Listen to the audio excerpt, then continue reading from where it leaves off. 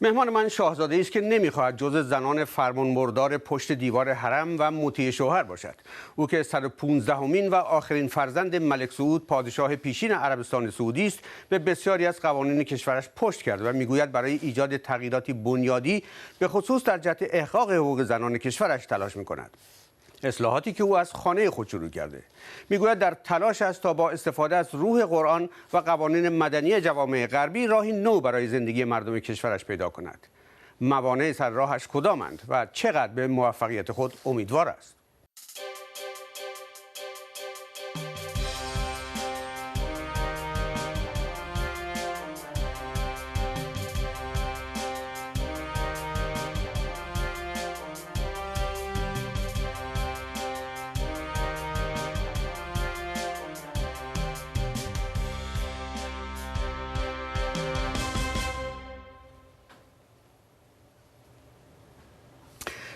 Princess Basmah bin Saud bin Abdulaziz, welcome to Bebar Diga. Thank you. Welcome, Mr. Enayat. In your personal statement, in your weblog, your mission statement, basically, you say that as I reached the golden age of 40, it was as if I had woken from a long sleep. I knew that I had to embark on a journey of reform, first in my personal life and then my public life. What was in that magical figure 40 that made you wake up?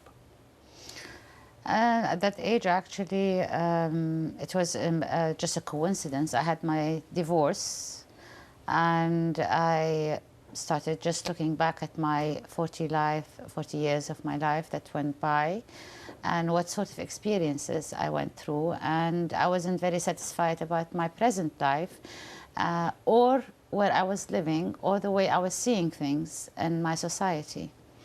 So I thought before I start and embark on changing everybody around me, or embarking on just trying to influence change in my society, and I would rather change in my life first, so as to reform and to be a good example before I start anything in society.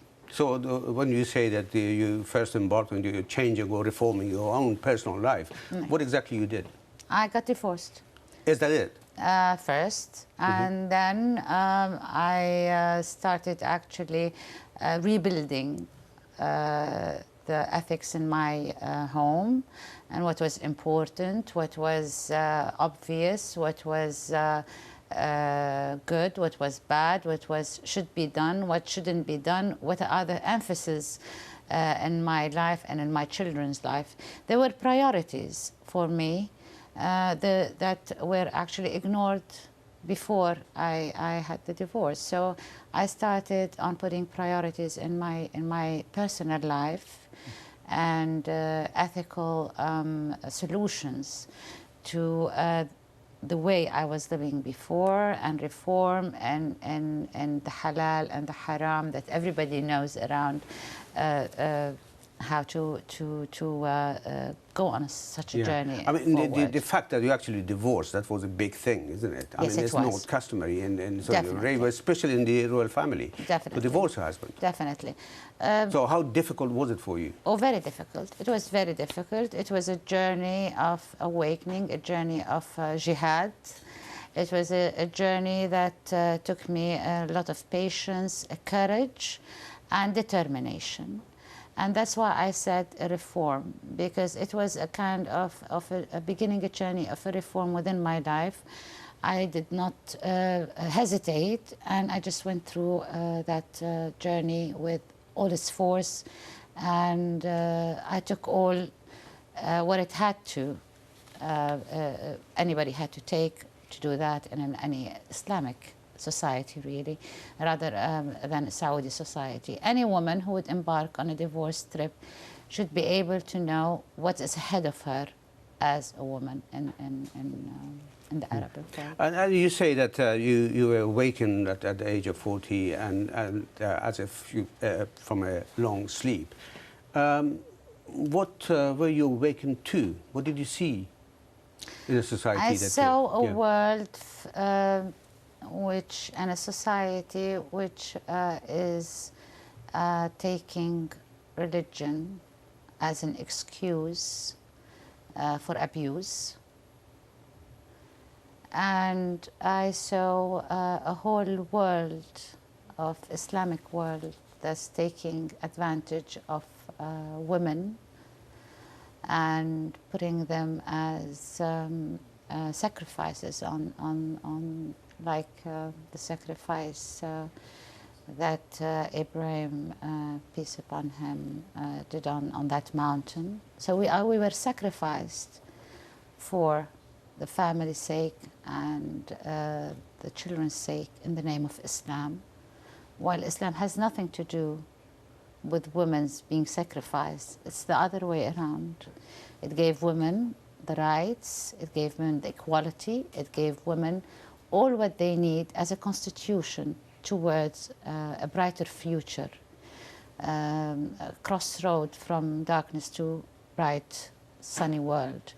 And what I saw around me when I awake, when I woke up after 40, I saw darkness. I saw women being abused, being taken advantage of, being used, and Islam being used as a tool to really enforce laws upon these ignorant women who have been taught since they're very young that Islam is all about traditions, it's all about extremists, it's all about covering the head, it's all about actually being wearing a abaya or wearing a cover on your head. Well, Islam has nothing to do with that. It's a tradition. It's more a tradition from one country to another rather than actually it's something that Islam has brought to the world. Because at the time of the Prophet, peace upon him, there was no abaya.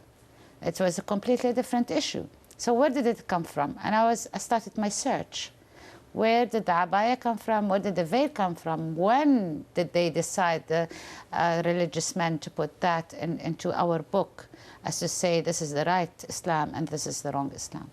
Well, one of the areas that you criticize very vehemently is the Committee for the Promotion of Virtue and Prevention of Vice, which is, you call it the Mutawwa, I think. Yes. Yeah.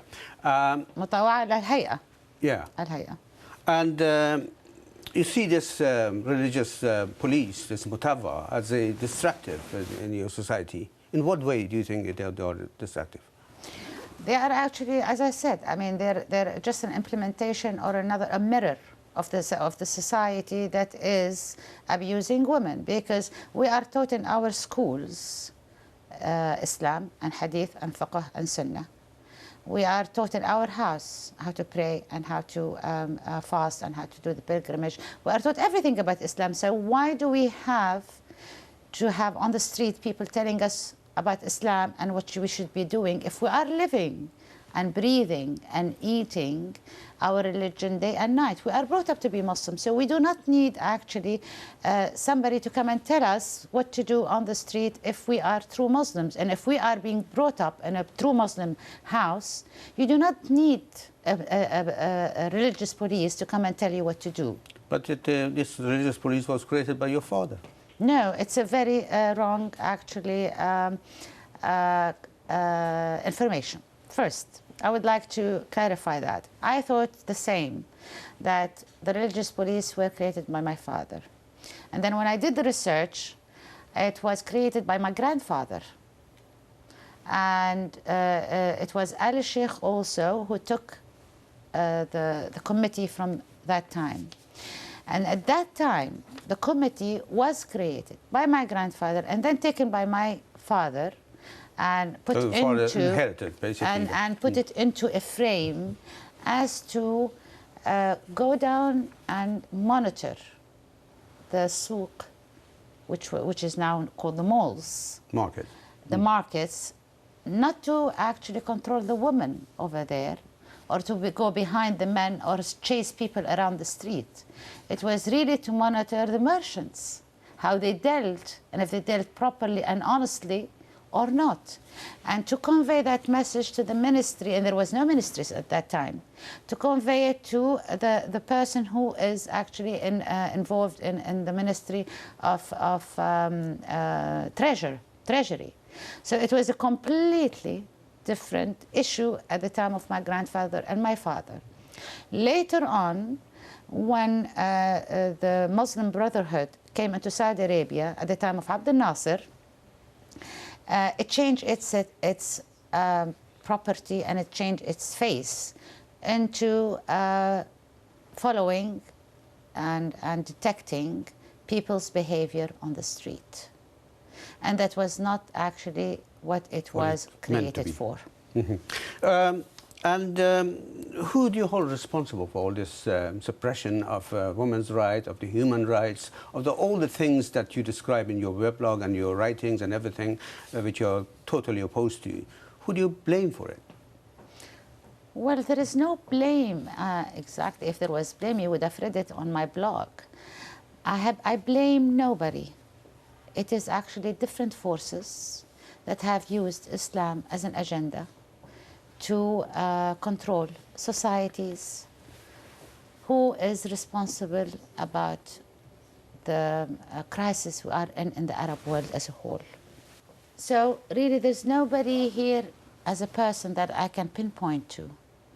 There's nothing I can actually hold in my hands. It's so slippery. But don't you think that your royal family, basically, which you are part of it, who've been ruling Saudi Arabia since late 19th century, and they must be held responsible for all these laws and suppression and everything? Well, actually, everybody is responsible about what's happening in the Arab world. How can I say, I mean, you know, in Iran, the mullahs are responsible about what's happening for women in Iran.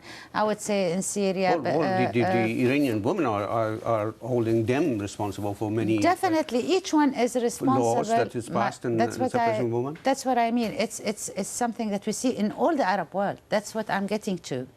It's actually something that is in all the Arab world. It's not actually only in Iran or Saudi Arabia or Kuwait or Kazakhstan or Uzbekistan or Afghanistan. It's an agenda that has been written. It is clear for the other countries that you mentioned, they actually have people to hold responsible. And they are directing their reforms and everything towards those people who are responsible for this suppression that's going on.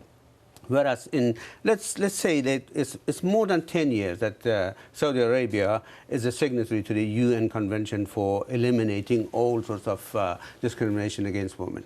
Yeah? Yes. Don't you think that if King of Saudi Arabia wanted to implement this, he would have ordered to be implemented? If it is as simple as you have put it... So what is the problem? Explain why he is not actually making it happening. You have heard of the third guard, I think. The third guards are the people who are in between any government and the people. And they're there actually their job is to stop any implementation that is not suited for the agenda which is written for that area of our world. And that's why I'm telling you, and I've answered this before, it's not actually only the king or the mullahs or the Islamic Brotherhood. It's an agenda that is written for the whole area, as if it's in Afghanistan, Taliban, as if it's in all the places that we are seeing even the change. We have to be realistic, not idealistic. You know, realism is to see the picture as a whole. And idealism is what things are supposed to be. And these are totally different things that we should be equalizing between the two of these terms. Idealism and fact have to be dealt with at the same time. We have to look at the picture as a whole.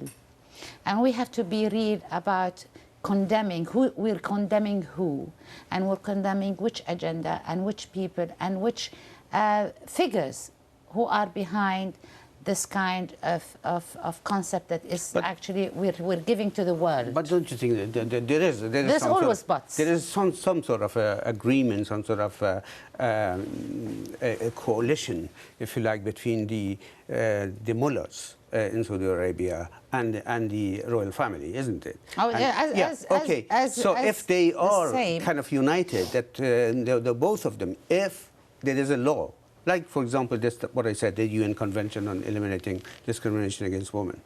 Yeah? This is passed by the Shura. Yes. But who exactly is preventing from happening? If I knew, I would have told you. Exactly.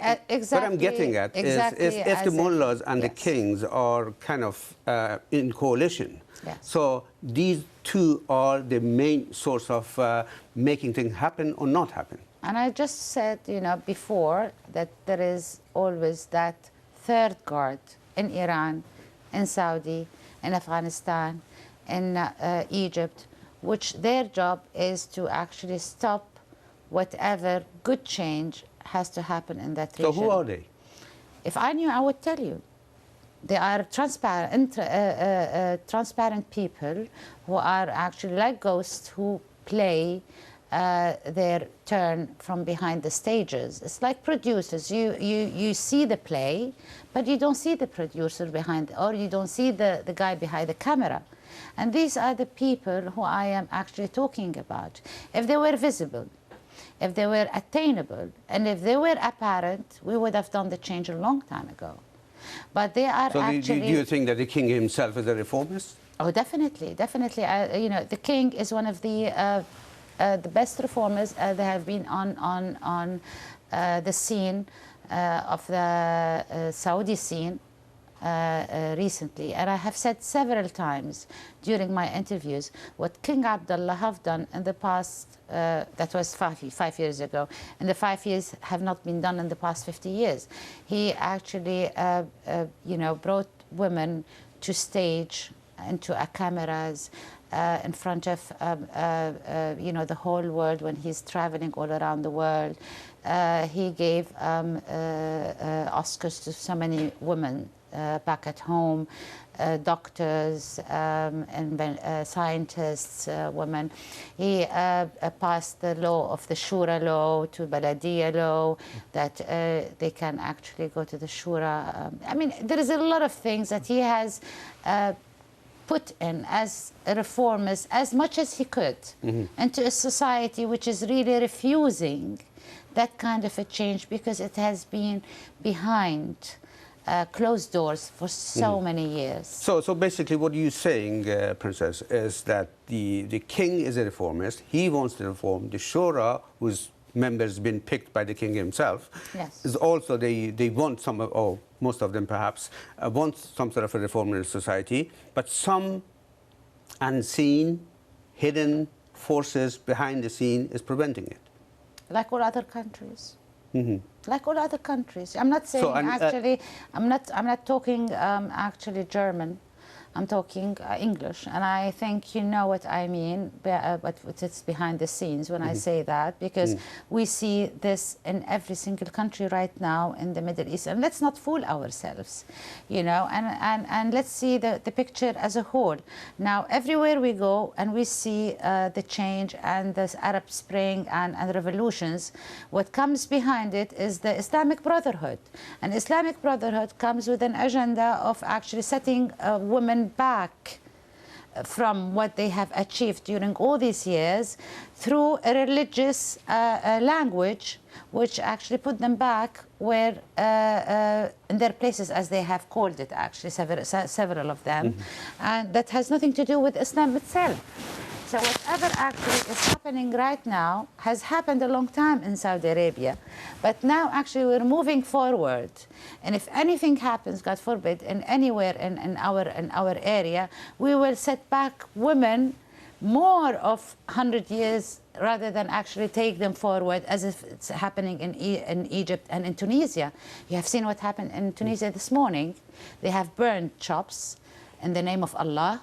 They have actually burned galleries in the name of Allah and the name of Islam, and they don't want even women to be on the street without a scarf in the name of Allah and Islam. You, in your recent interview with the BBC, you said that there is not enough pressure from outside, basically from Western countries and Americans, on the Saudi authority to change.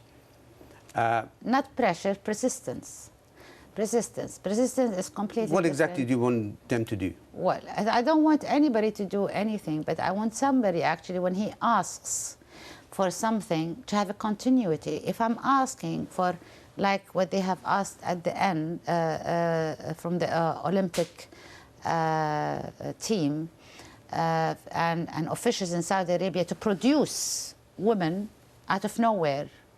Now, when I ask something, I have to be reasonable and understand the society that I'm asking this from. If the Olympic committee have asked Saudi Arabia a few years ago to prepare Saudi women to engage in the Olympics, I would have understood. But all of a sudden, out of nowhere, you ask Saudi government to actually produce women to engage in the Olympics while we don't even have a PE in our schools, in the girls' schools. How can I be realistic in such a request? I have to persist and do a kind of a dialogue between the States, the West, Saudi Arabia, as to how to achieve this from ground zero until I have enough, proper women who can actually be involved in the Olympic Games. It's like all other issues. Right. I have to prepare for it. I have to persist on it. I don't have to make it as a media actually slogan where I can call for something and then I go quiet for 10 years and then I come back with the same issue. So you want them to be persistent? Of course. Anybody, Okay. if you don't persist on anything, you don't get results. Right. What are the most urgent reform that you want to be done in Saudi Arabia and in your opinion would be achievable, would be possible? I think that the king is working on a constitution which going to be implemented in the law.